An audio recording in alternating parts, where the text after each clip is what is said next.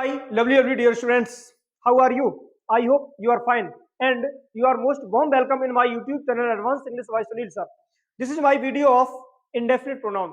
याद रखना मेरे प्यारे छात्रों, ये जो वीडियो है आपकी इंडेफिनिट प्रोनाउन की होने वाली है, अनिश्चयवाचक सर्वनाम की होने वाली है। आपको पता होगा कि जो प्रोनाउंस होते हैं बेटा वो 11 टाइप्स के होते हैं, 11 प्रकार के होते हैं। इससे पहले प्रोनाउंस की हम 9 वीडियो दे चुके हैं और ये आपकी है 10वीं वीडियो जिसका नाम है इंडेफिनिट प्रोनाउन, अनिश्चयवाचक सर्वनाम। देखते हैं बेटा। Number 10 indefinite pronoun. Indefinite pronoun जिसको बेटा हिंदी में कहेंगे अनिश्चयवाचक सर्वनाम। अनिश्चयवाचक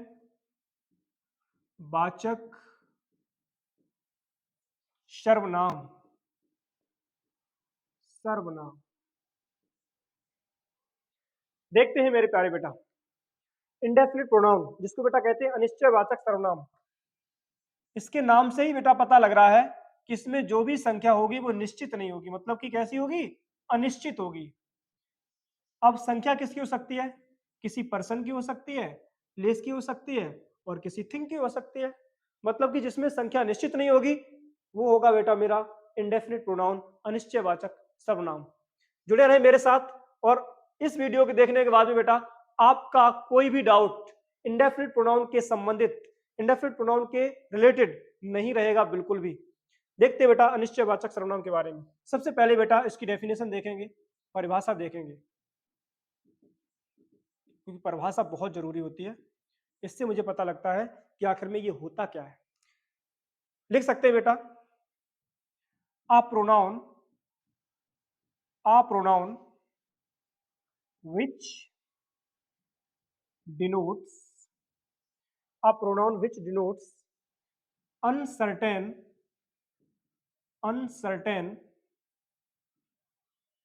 person, place, thing is called indefinite pronoun. Indefinite pronoun. देखते हैं आ प्रोनाउन एक सर्वनाम विच डिनोट्स जो व्यक्त करता है किसको? अनसर्टेन मतलब कि जो निश्चित ना हो, उस पर्सन व्यक्ति को, प्लेस स्थान को, थिंग वस्तु को, इज कॉल्ड इंडेफिनिट प्रोनाउन वही बेटा कहलाता है अनिश्चयवाचक सर्वनाम। कहने का मतलब जिससे हमें किसी अनिश्चित व्यक्ति, वस्तु या स्थान का पता चले वही बेटा होगा आपका इंडेफिनिट प्रोनाउन, अनिश्चयवाचक सर्वनाम। और एक चीज याद रखना, इनके साथ हमेशा आपको लगानी होगी सिंगुलर हेल्पिंग वर्ब, एक वचन की सहायक क्रिया। अक्सर आपको लगानी होगी सिंगुलर वर्ब, एक वचन की ही सहायक क्रिया। अब देखते बेटा ये होते कौन कौन है। सबसे पहले इनके एग्जांपल्स देखेंगे सभी शॉर्ट्स। जैसे मैंने कहा समवन, एनीवन,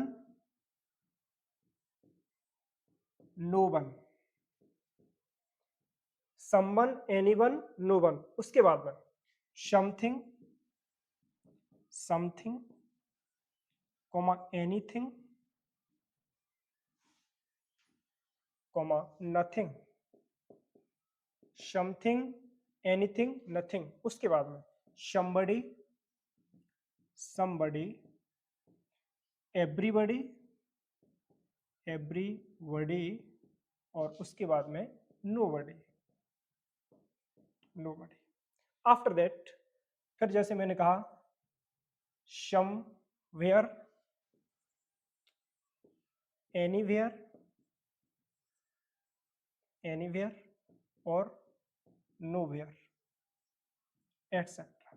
देखते हैं 1 2 3 4 5 6 7 8 9 10 11 12 एग्जांपल्स आपके सामने है। समवन कोई व्यक्ति के लिए, एनीवन कोई व्यक्ति के लिए, नो वन कोई नहीं व्यक्ति के लिए, समथिंग कुछ किसके लिए होगा? वस्तु के लिए, एनीथिंग कुछ भी वस्तु के लिए, नथिंग कुछ नहीं वस्तु के लिए, समबडी इंसान के लिए कोई भी, एवरीबडी प्रत्येक व्यक्ति इंसान के लिए, नोबडी कोई नहीं इंसान के लिए, समवेयर कहीं भी, एनीवेयर कहीं भी, नोवेयर कहीं नहीं। ठीक है, तो ये बेटा सभी आपके इंडेफिनिट प्रोनाउन जिनसे हमें किसी अनिश्चित व्यक्ति, वस्तु और स्थान का पता चलता है। अब देखते हैं बेटा लॉन्ग एग्जांपल्स। जैसे मैंने कहा, मान लो someone is coming here. Someone is coming here, कोई यहां आ रहा है, मुझे नहीं पता है कि आ कौन रहा है, तो समवन बेटा कौन हो जाएगा, इंडेफिनिट प्रोनाउन हो जाएगा, अनिश्चयवाचक सर्वनाम हो जाएगा। नेक्स्ट नंबर 2, जैसे मैंने कहा उसके बाद something is mine.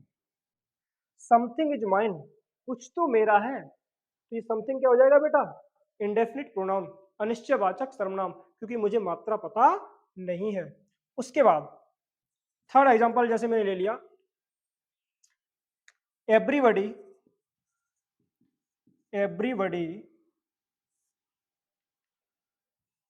Are playing football. Everybody are playing football, प्रत्येक व्यक्ति फुटबॉल खेल रहा है, मुझे संख्या नहीं पता है कि कितनी है। ठीक है, आफ्टर दैट नंबर 4 जैसे मैंने ले लिया,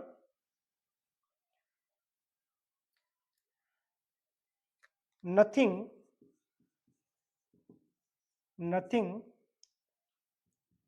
इज योर्स। आपका कुछ भी नहीं है, तो बेटा यहाँ पे नथिंग जो है ये क्या हो जाएगा, इंडेफिनिट प्रोनाउन। और याद रखना जो एवरीबॉडी है यहाँ पे आर नहीं, धोखे से लग गया होगा, ये जाएगा एवरीबॉडी, प्रत्येक व्यक्ति, प्रत्येक के अर्थ में निकल रहा है ना, एक एक करके, तो ये सिंगुलर होगा, और जब सिंगुलर होगा तो इनके साथ सिंगुलर वर्ब भी आएगी, तो एवरीबॉडी इज प्लेइंग फुटबॉल, प्रत्येक व्यक्ति फुटबॉल खेल रहा है। अब बेटा फिर देखते हैं इंडेफिनिट प्रोनाउन डेफिनेशन क्या कहती है, अ प्रोनाउन विच डिनोट्स, एक सर्वनाम जो व्यक्त करता है, अनसर्टेन पर्सन, किसी अनिश्चित व्यक्ति के बारे में, प्लेस, स्थान के बारे में, थिंग, वस्तु के बारे में, या किसी अनिश्चित पर्सन, प्लेस और थिंग के बारे में जो कहता है या उनको बताता है, दर्शाता है, इज कॉल्ड इंडेफिनिट प्रोनाउन, वही बेटा कहलाता है अनिश्चयवाचक सर्वनाम। जैसे someone, anyone, known, something, anything, nothing, somebody, everybody, nobody, somewhere, anywhere, nowhere। अब एग्जांपल्स देखते हैं, someone is coming here, कोई यहां आ रहा है, मुझे नहीं पता कि कौन आ रहा है, जब मुझे पता नहीं है तो यहाँ पे someone क्या हो गया है, इंडेफिनिट प्रोनाउन, अनिश्चयवाचक सर्वनाम, ये someone व्यक्ति के लिए कहा गया है। ठीक है, नेक्स्ट समथिंग इज माइन, कुछ मेरा है, कुछ मेरा है मतलब कि हम वस्तु की बात कर रहे हैं, जब वस्तु की बात कर रहे हैं तो ये हो जाएगा इंडेफिनिट प्रोनाउन, लेकिन यहाँ पे समथिंग का मतलब वस्तु से होगा। एवरीबॉडी इज प्लेइंग फुटबॉल, प्रत्येक व्यक्ति फुटबॉल खेल रहा है। अब एवरीबॉडी का प्रयोग बेटा किसके लिए किया गया है, एवरीबॉडी का प्रयोग पर्सन के लिए किया गया है, प्रत्येक व्यक्ति फुटबॉल खेल रहा है, कहने का मतलब मुझे नहीं पता कि कितने फुटबॉल खेल रहे हैं, लेकिन प्रत्येक व्यक्ति खेल रहा है, तो यहाँ पे जो नंबर है वो अनसर्टेन होगा, अनिश्चित होगा। ठीक है, तो ये हो जाएगा आपका इंडेफिनिट प्रोनाउन, मतलब अनिश्चयवाचक सर्वनाम। नेक्स्ट नथिंग इज योर्स, आपका कुछ नहीं है, जब आपका कुछ नहीं है मतलब संख्या निश्चित नहीं है, तो जब संख्या निश्चित नहीं है तो हो जाएगा अनसर्टेन नंबर, और जब अनसर्टेन नंबर हो जाएगा तो हो जाएगा इंडेफिनिट प्रोनाउन, अनिश्चयवाचक सर्वनाम। ठीक है, तो समवन, समथिंग, एवरीबॉडी और नथिंग, ये बेटा चारों आपके क्या है, इंडेफिनिट प्रोनाउन, बाद बाकी सभी एग्जांपल्स आपके ये लिखे हुए हैं। ठीक है, इसी प्रकार से जुड़े रहिए मेरे साथ, मेरे इस वीडियो को लाइक करें, शेयर करें और सब्सक्राइब करें। और आपके लिए एक छोटा सा मोटिवेशन, रख हौसला वो मंजिल भी आएगा, रख हौसला वो मंजिल भी आएगा, और प्यासे के पास चल के समुंदर भी आएगा। जुड़े रहे मेरे साथ, इसी प्रकार से हम आपके लिए वीडियो लाते रहेंगे। चलते हैं, मिलते हैं नेक्स्ट वीडियो में, तब तक के लिए take care, thanks for watching my video.